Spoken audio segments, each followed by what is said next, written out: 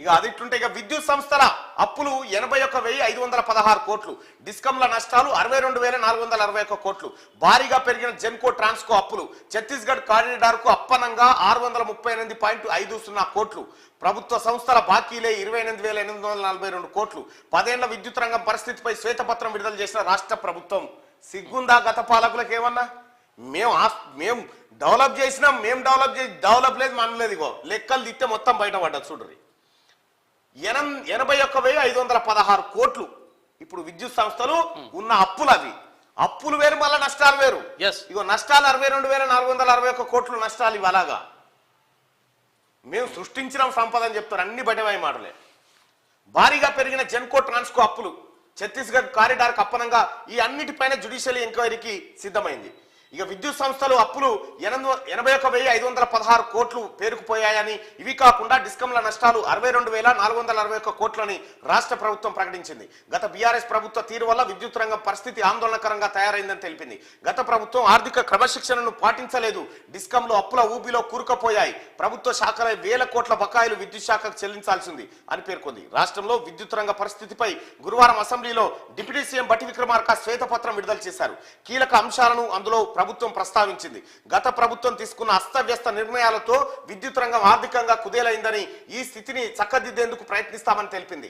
డిస్కంలకు వివిధ శాఖల నుంచి రావాల్సిన బాకీలే 28,842 కోట్లు అని, ఇందులో లిఫ్ట్ ఇరిగేషన్ సంబంధించి 14,193 కోట్లని వివరించింది. చూసిరా, లిఫ్ట్ ఇరిగేషన్ అని పెట్టిండు. కాళేశ్వరం లిఫ్ట్ ఇరిగేషన్ పెడితే దాని కరెంట్ బిల్లే, ఈ లిఫ్ట్ ఇరిగేషన్ కరెంట్ బిల్లే 14,193 కోట్లు కట్టాలి. కరెంట్ బిల్లే జగనామం పెట్టిండు, వాటికి అవ్యగనామం పెట్టిండు. ఆఖరికి సబ్ స్టేషన్లు కూడా కుదబెట్టిండు, కరెంటు స్తంభాలు కూడా పెట్టి గిడి చేసిండు కేసీఆర్.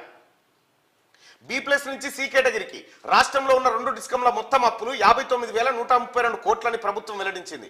ట్రాన్స్కో అప్పులు 24,476.40 కోట్లు, జెన్కో అప్పులు 53,963 కోట్లని తెలిపింది. ఈ అప్పుల కారణంగా దేశంలోని డిస్కంల ర్యాంకింగ్ లో తెలంగాణ డిస్కంలు B+ ర్యాంకు నుంచి C కేటగిరీలోకి పడిపోయాయని ఆందోళన వ్యక్తం చేసింది. మీరు గతంలో కూడా చూడండి ప్రజలారా, గతంలో నేను ఈ లెక్కలన్నీ చెప్పిన.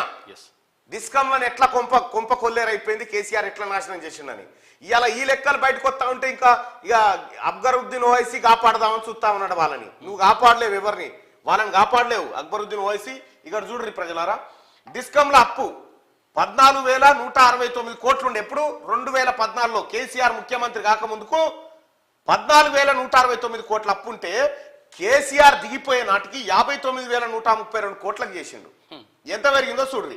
2014లో గింతుంటే ఇగో ఇప్పుడు గింత అప్పు చేసి పెట్టిండు కేసీఆర్.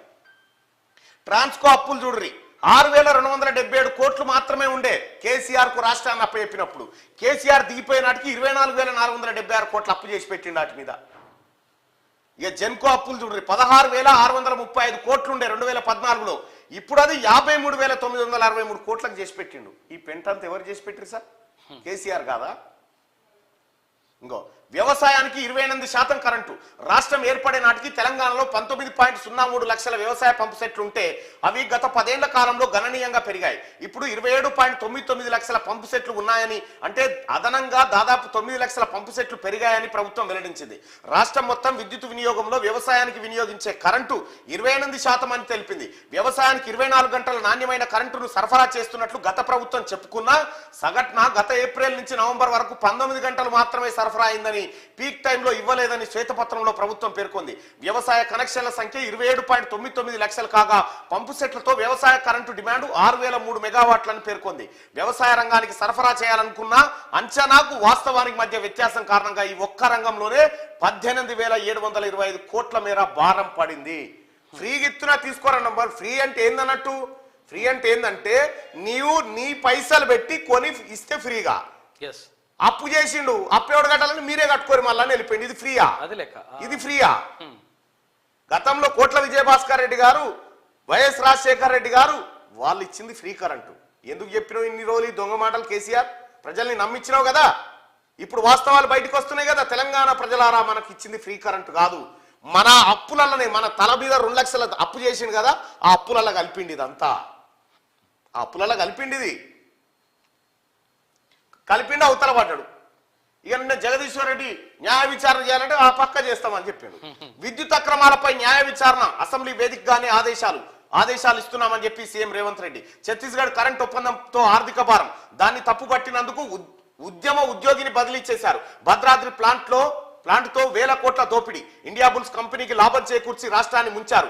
యాదాద్రి ప్లాంటును 24 నెలల్లో కడతామన్నారు, ఇంకా పూర్తి కాలే. గత ప్రభుత్వ తీరును అసెంబ్లీలో ఎండగట్టిన ముఖ్యమంత్రి అంటూ ఒక వార్తను చూస్తా ఉన్నాం. నేను గతంలోనే లెక్కలే చెప్పిన ఇండియా బుల్స్ కంపెనీ తోటి జరిగిన రాష్ట్ర ప్రభుత్వ ఒప్పందం ఏంది, ఎట్లా మోసం చేసిరు అనేది ఆ రోజు క్లియర్ గా చెప్పడం జరిగింది ప్రజలారా. ఇగో ఇవాళ ఈ లెక్కలన్నీ బయటకు వస్తున్నాయి. ఆ రోజు తీన్మార్మలన చెప్పింది కరెక్ట్ అని ఇవాళ అసెంబ్లీ సాక్షిగా లెక్కలు బయట పెడతా ఉంటే తెలుస్తా ఉంది.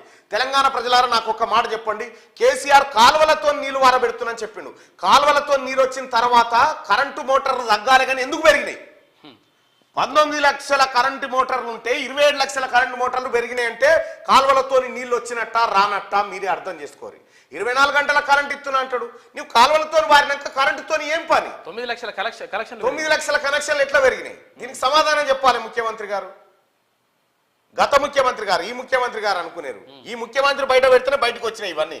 ప్రాజెక్టుల అసలు లెక్కలపై రిపోర్ట్ ఇవ్వండి. అధికారులకు సీఎం రేవంత్ రెడ్డి ఆదేశం. నీటిపారుదల వ్యవసాయ శాఖలపై రివ్యూ చేస్తా ఉండట.